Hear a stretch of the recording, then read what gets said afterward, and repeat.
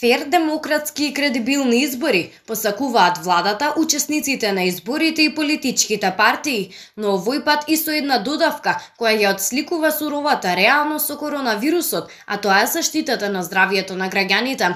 Предвремените парламентарни избори на 15 јули се особено важни бидејќи долго време државата функционира во вонредни услови со техничка влада и без парламент.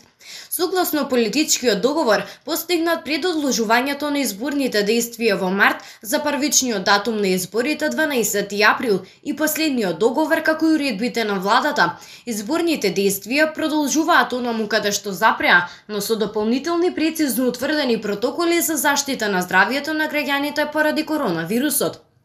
Тоа значи дека кандидатските листи се веќе потврдени, заклучен е регистарот на медиуми, завршено е пријавувањето на диаспората, за кое овој пат немаше доволен број пријавени и таму нема да се гласа.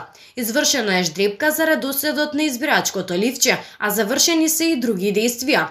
Од незавршените најважно е ажурирањето на избирачкиот список, односно МВР треба да достави податоци до ДИК, треба да се доедуцираат, односно во случајов да се спроведе комплетно нова едукација за здравствените избирачки одбори, како и членовите на избирачките одбори и општинските изборни комисии, согласно здравствените протоколи, треба да се испечатат изборните ливчиња, ДИК да изготви упатства за многу активности на терен и гласањето. За изборите на 15 јули ќе настапат 15 коалиции со 1598 кандидати.